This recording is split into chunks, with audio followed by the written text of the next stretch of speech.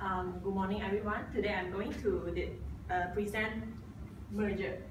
Alright. First of all, merger is about two or more companies that willing to form a new entity and they have control over the new entity. And the merger is different from acquisition and strategic alliance. Acquisition is about one company purchase the other company and the company will have control over the other company. However, the strategic alliance is different from merger is because it is about two companies pool their resources that have competitive advantage to achieve their common objective. And merger can be a risky method if two parties could not reach their agreement.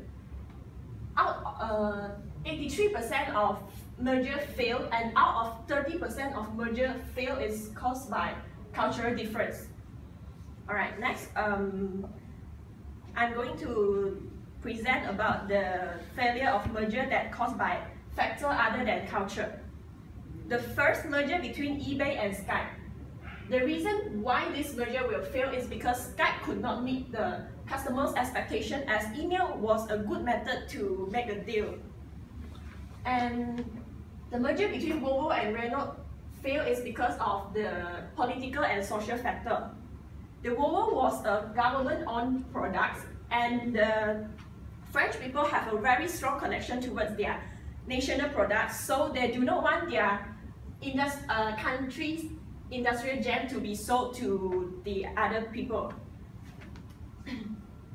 Alright, next I'm going to present the failure of merger that is caused by cultural factor. The first one, merger between Daimler-Benz and Chrysler Corporation. The reason why this merger will fail is because of the cultural difference. And according to Hofstede dimension, the Chrysler Corporation is more toward individualism, short-term oriented, low power distance, and low uncertainty avoidance. However, Daimler-Benz is more toward collectivism, long-term oriented, high power distance, and high uncertainty avoidance. So this is the reason why their merger will lead to conflicts and their merger fail. The next merger between Telia and Telenor. This merger will fail is because their cultural difference, which is from the dimension of national and organization. No. First, Telia has a very low uncertainty avoidance. However, Telenor has a very high uncertainty avoidance. And on the other hand, they do not establish a common missions and strategies. And that's the reason why their merger failure. And then we are going to look at the strategies to mitigate cultural conflicts. We can divide the strategies to pre-merger and post-merger strategies.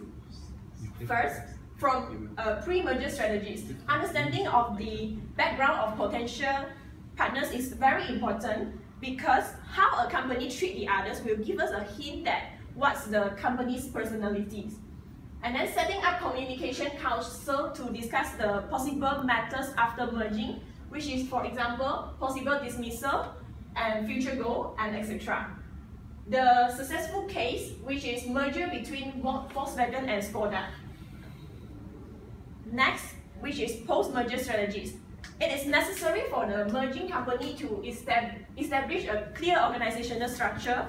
For example, Disney restructured their organizational structure to appoint Pixar's president as the president of merged companies. And the other hand, it is necessary to establish leadership immediately after the merging to reduce the cultural conflicts. For example, merger between British Petroleum and Amoco. And then it is necessary to define and elaborate missions, visions, and collective values of the merged companies. For example, merger between Exxon and Mobil did a very good job in defining and elaborate their common missions, visions, and collective values. Alright, in conclusion, companies who are considered to merge should not underestimate the cultural differences. Instead, they should always create cultural integration to increase the employees' performance. All right, thank you.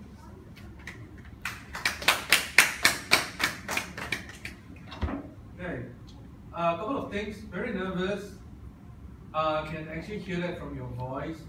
Your nervousness actually makes your presentation very, very fast, very schematic. Right. It's very, very presentation-like. So because of that, it actually kills your attraction on the audience. The second thing is, I kind of like your pointers because you have used models. Content-wise, you're really good. Okay, content-wise, you're really good. But the design of the slides are quite poor. You should start designing slides which are more reader-friendly, which can actually absorb and actually catch the audience's attention. Yeah. Okay. Quite good. Right? Yeah. Okay. Thank you very much. No Q&A session. Q&A. Anyone? Any questions? Because you have covered most of the things. Yeah, it's quite okay. Yeah. Thank you very much.